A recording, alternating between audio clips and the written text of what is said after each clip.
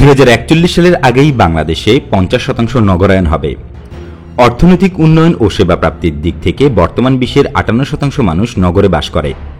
বর্তমানে বাংলাদেশেও 38 থেকে 40% মানুষ নগরায়নের আওতায় বসবাস করেন, যারা বাংলাদেশের জিডিপিতে 65% অবদান রাখছেন।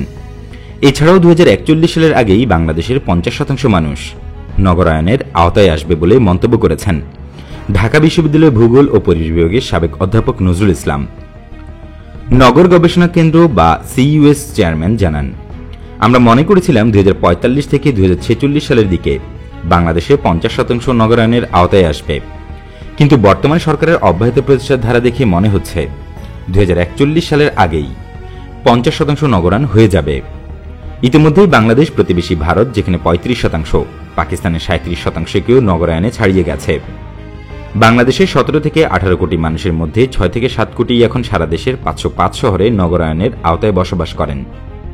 1971 সালে বাংলাদেশের নগরায়ন ছিল 5%, 81 সালে 15%, 91 সালে 20% এবং 2001 সালে ছিল মাত্র 23%। জাতিসংঘের তথ্যানুযায়ী ঢাকা বিশ্বের 6ষ্ঠ বৃহত্তম জনবহুল শহর।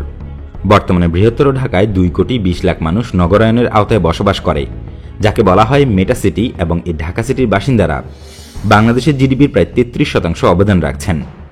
1971 থেকে 74 সাল সময়কালে এই ঢাকা শহরে মাত্র 9 লাখ লোক বসবাস করতেন। মোগল সম্রাট জাহাঙ্গীরের 1610 সালে প্রতিষ্ঠিত রাজধানী ঢাকা শহর। মোগল সম্রাট জাহাঙ্গীরের 1610 সালে প্রতিষ্ঠিত রাজধানী শহর ঢাকা তখনও ছিল বিশ্বের অন্যতম জনবহুল শহর। 1700 সালের দিকে ঢাকা শহরে 2 লাখ মানুষের বসবাস ছিল, যদিও বর্তমানে এই ঢাকা শহরের 35% মানুষ অনুন্নত বস্তিতে বসবাস করেন।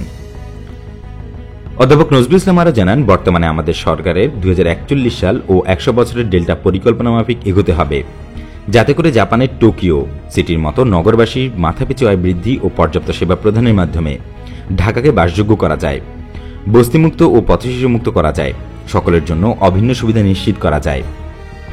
তিনি আরও জানান, সারা দেশের নগরায়ন পরিকল্পনা মাফিক এগিয়ে নিতে একটি জাতীয় নীতিমালা প্রণয়ন দরকার, যাতে করে ঢাকার উপর চাপ কমানোর জন্য ঢাকার বাইরে শহরায়নের উপর জোর দেওয়া যায়, ঢাকার ভিতরে আর বড় কোনো প্রতিষ্ঠান না করা হয়, পাশাপাশি গ্রামের উন্নয়নও পরিবেশ বান্ধব ও পরিকল্পনা মাফিক হয়।